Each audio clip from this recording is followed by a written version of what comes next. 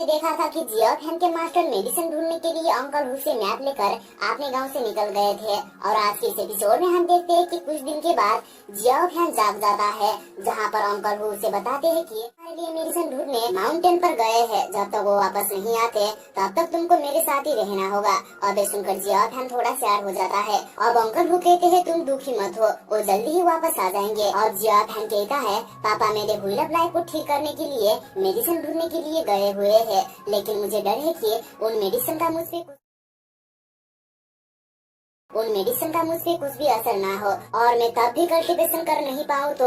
अब uncle who कहते हैं मेरा एक हाथ नहीं है, तब भी मैं बाकी लोगों से अलग जी रहा हूँ, पर तुम्हारा तो पूरा शरीर ठीक है। तुम्हारा हुईलर लाइफ नहीं हुआ तो क्या हुआ, तुम्हें नए तरीके से प्रैक्टिस करना पड़ेगा। और जिया फैन कहता है क्या मैं अपने हुईलर लाइफ को दोबारा हासिल कर सकता हूँ,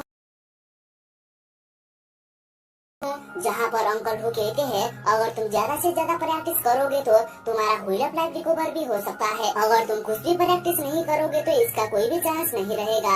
ये सुनकर अब जिया फैन मन बना लेता है कि वो बहुत ही ज्यादा प्रैक्टिस करेगा और अपने हुईलर लाइफ को दोबारा हासिल करके ही रहेगा। और ऐसे में ही वर्कआउट हो जाता है। और अगले सीन में हम देखते हैं कि जिया फैन प्रैक्टिस कर रहा होता है पर वो कमजोर होने के वजह से गिर जाता है। अब अंकल हु उसे कहते हैं तुम काफी ज्यादा कमजोर हो और ज्यादा प्रैक्टिस नहीं कर सकते। मैंने तुम्हारे लिए एक मेडिसिन बनाया है जिससे तुम्हारे बोन और मसल्स में ताकत आ जाएगा। और जिया फैन खड़े होकर उस मेडिसिन को एक ही सांस में पी लेता है और बाउल को नीचे फेंक देता है। उस मेडिसिन अपने इफेक्ट दिखाना चालू कर देता है, इसलिए जिया फैन के पेट पर काफी ज्यादा दर्द होने लगता है और वो जमीन में गिर जाता है। अब अंकल हु कहते हैं अगर तुम इतने कम दर्द को सही नहीं पाओगे तो कैसे स्ट्रॉन्ग बनोगे, क्या इतनी जल्दी तुमने हार मान लिया। और जिया फैन धीरे धीरे खड़े होते हुए कहता है मैं हार नहीं मानूंगा।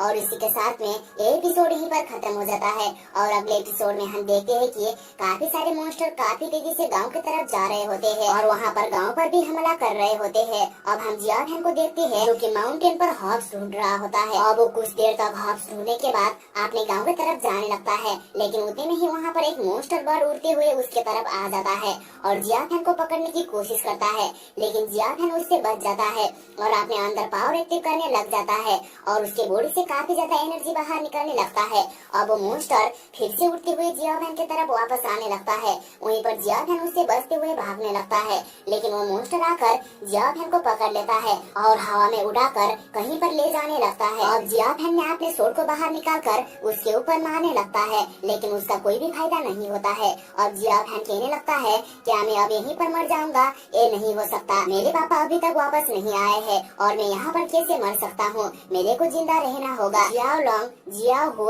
और दौया के लिए। अब वो अपने सोड को दोबारा से निकालते हुए मॉन्स्टर को कहता है मुझे जाने दो। अब जिया फैन अपने सोड पर एनर्जी इकट्ठा करके उसके ऊपर एक अटैक कर देता है, जिससे वो मॉन्स्टर ने जिया फैन को छोड़ देता है। और जिया फैन नीचे गिरने लग जाता है और वो काफी जोर से जमीन में गिरता है और अपने सोड को पकड़ते हुए याद करने लगता है कि ये सोड अंकल हु ने उसे दिए थे और वो बता रहे थे कि ये एक एंशिएंट सोड है और ये बिल्कुल भी सामान्य सोड नहीं है।